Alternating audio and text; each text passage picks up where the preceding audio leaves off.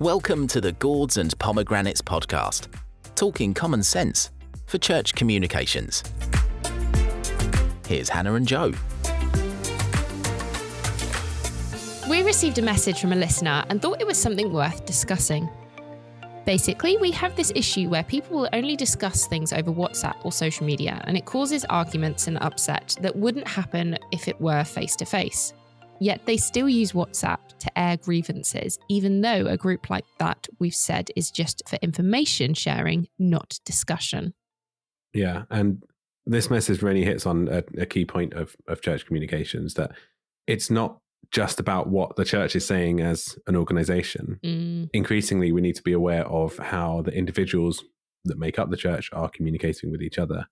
And obviously, this is a bit of a sensitive issue, but it's an important one because a key part of our witness to outsiders, but also to each other, is how we show love for one another.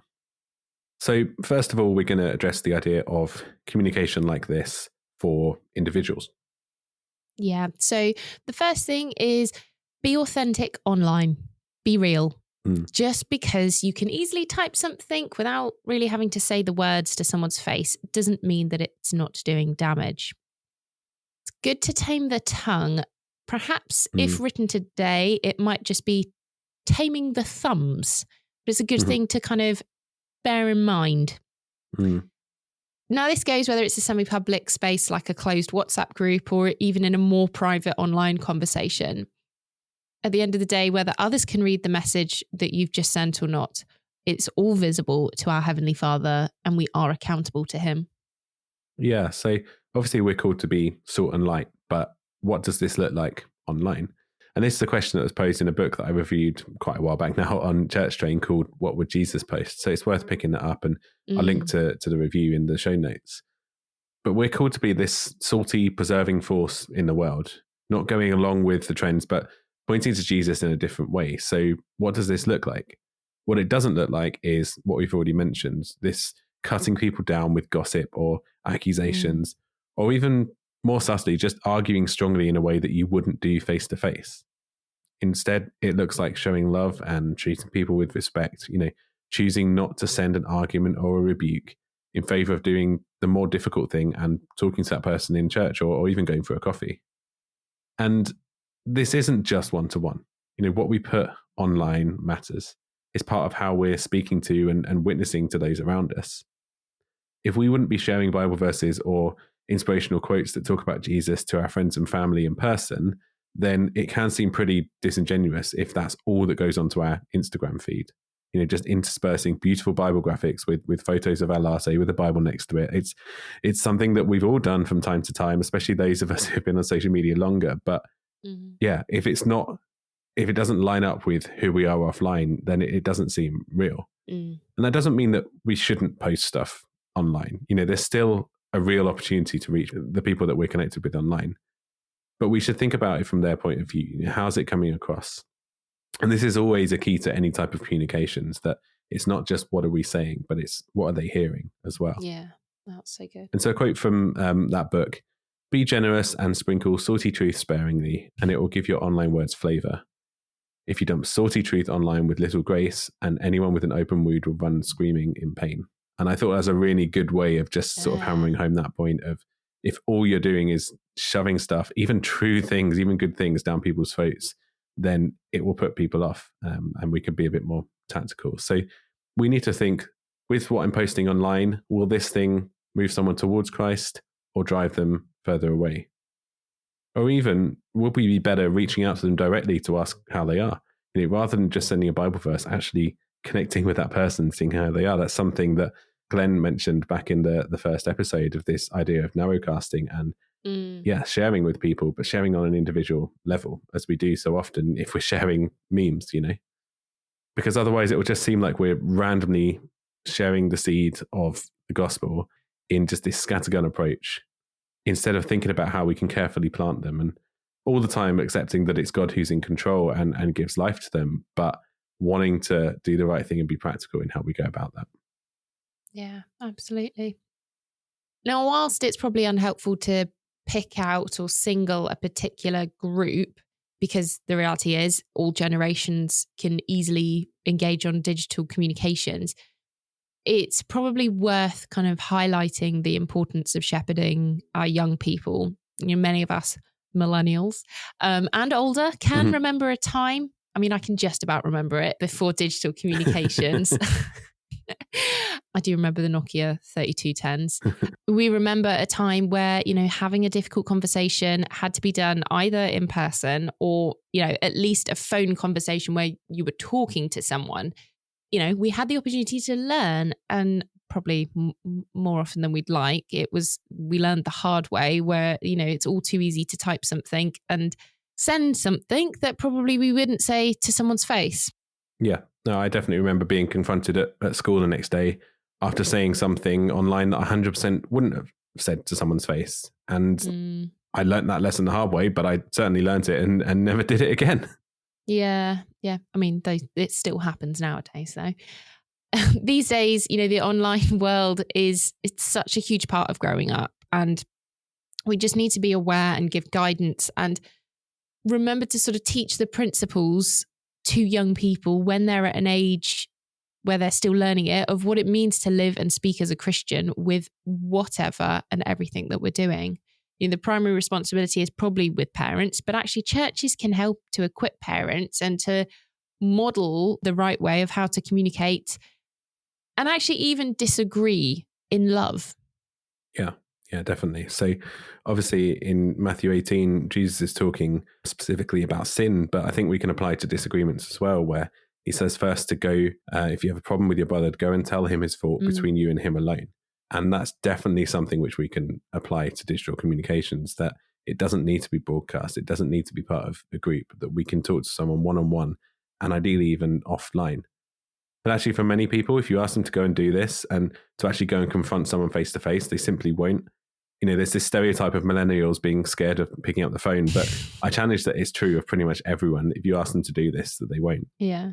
And again, it's better for these sorts of discussions to happen privately, one-to-one, than it is in a group, because that can, add fuel to the fire when everyone's seeing it. But even more so to be face-to-face, where generally we as humans are more able to empathize with each other and see another's point of view without resorting to typing things that we wouldn't say. And by learning to disagree well with someone face-to-face, it actually ends up drawing people closer together than they were in the first place. So someone else has shared with us an example of a disagreement among the church leadership. And it was over lockdown and the way that things were going. And they were speaking online in a group chat, and it was getting more and more riled up to the point where they just stopped, which is hard enough to do, and then went and had a really productive chat in person. And now it turns out they actually get so much closer. They get on better together than they do with the other leaders. But if they hadn't done that, if that had been allowed to continue in the group chat, it would have been left as this unspoken thing and this point of conflict, which certainly wouldn't have served the church well, but wouldn't have served them well as individuals either. Yeah.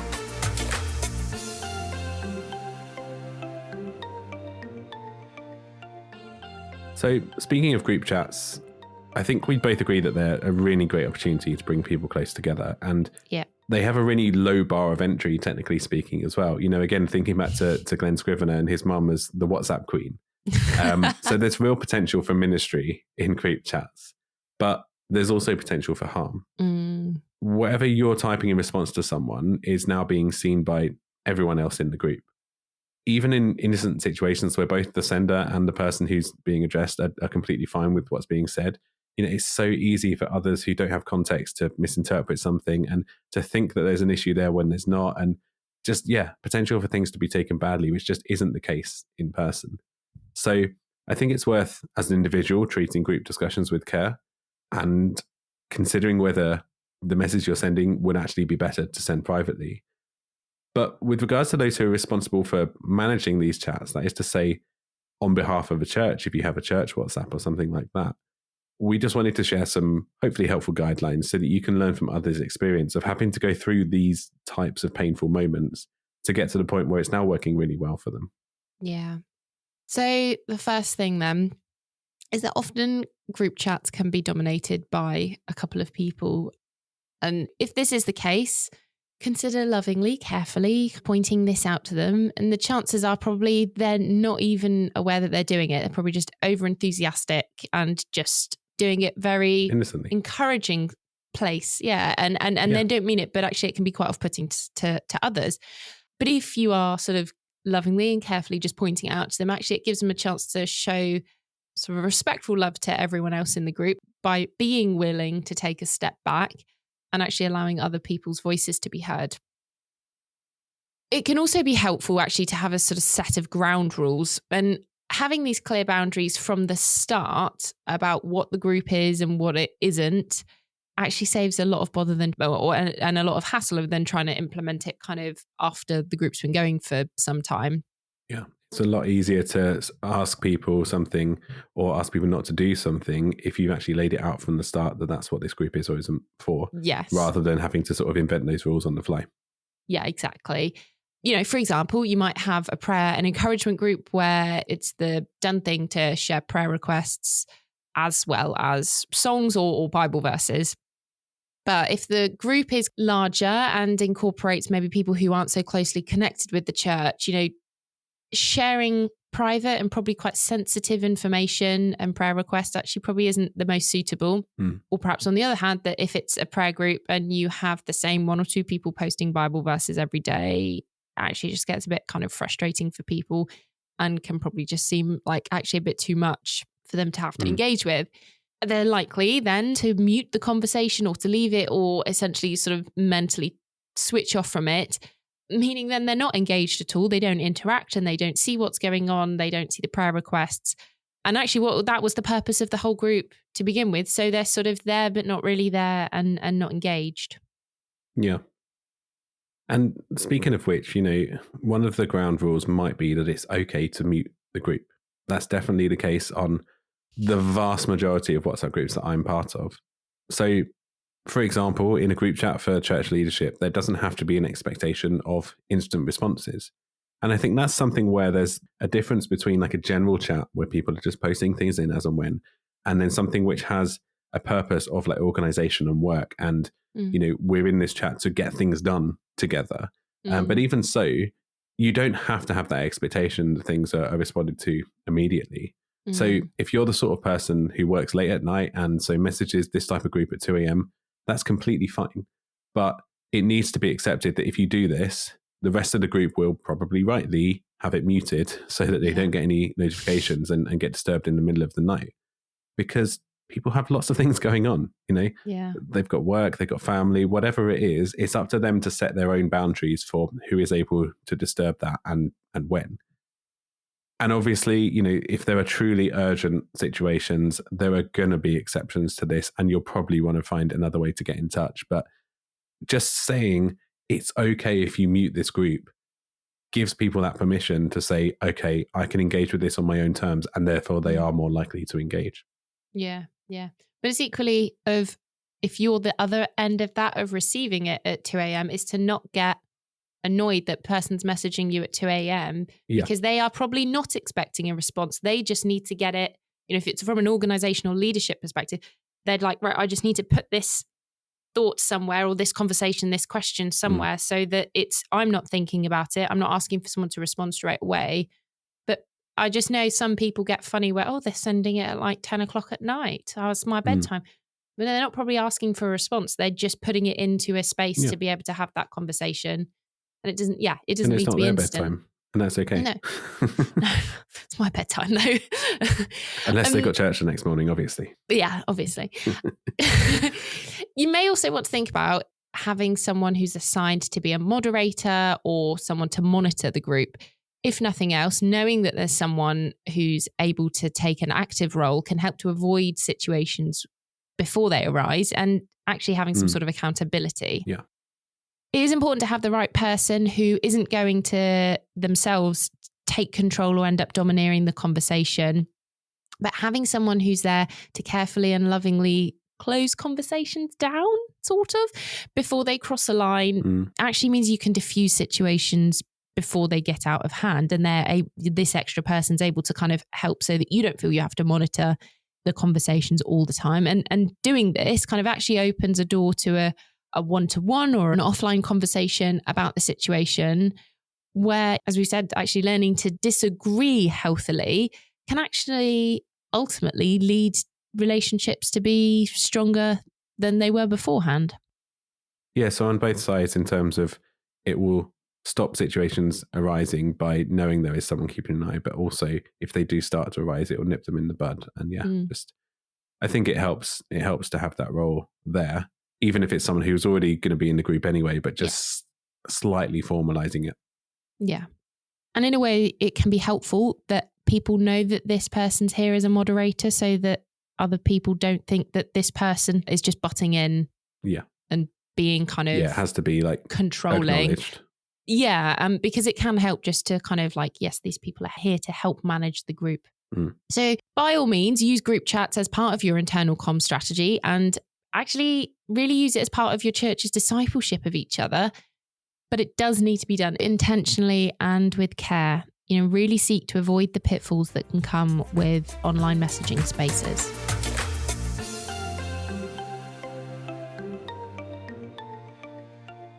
We're going to be a bit briefer here, but being authentic applies to churches too. That is to when you are communicating for the church. When dealing with difficult people on behalf of the church, remember to be just as loving as if you were talking to someone one-on-one. Perhaps even more so, as your response is very public and others will see it. Yeah. It's a really big responsibility that we have as communicators to be able to put messages out there that have the church name and logo next to them, effectively acting like the church's official voice online.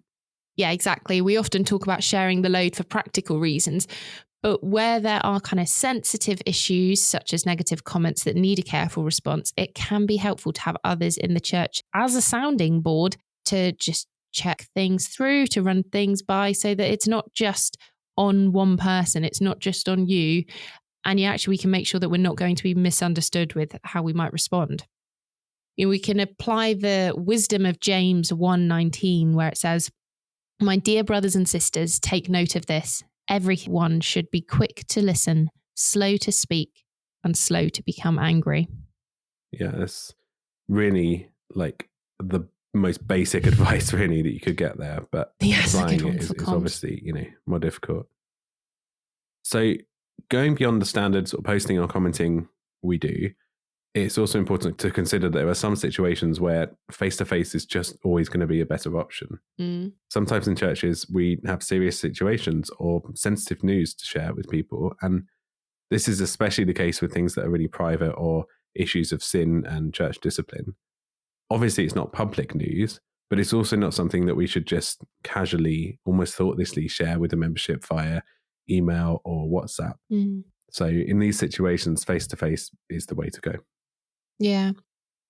And also not so much of like a difficult, it is kind of a sensitive thing, but I did see a conversation recently somewhere online about how to share, or how do ministers best find in sharing the news of deaths within the church family. Like sometimes it's not quite this place to share it on a Sunday service and, in the notices, because actually perhaps there are people there who don't need to hear that information, but actually just sending it out on a WhatsApp it's not quite as respectful, or kind of can seem a little insensitive in sharing sort of a news such as deaths or also, serious illness or something. And not that the conversation, I only saw the question being asked of how do people best find it, but it is a thing to think about of actually do think about how people want to hear these sorts of informations that maybe they don't want to be told in a big group or something. And that's not to say that you can tell everyone individually as and when is best for them, but having a bit of time to reflect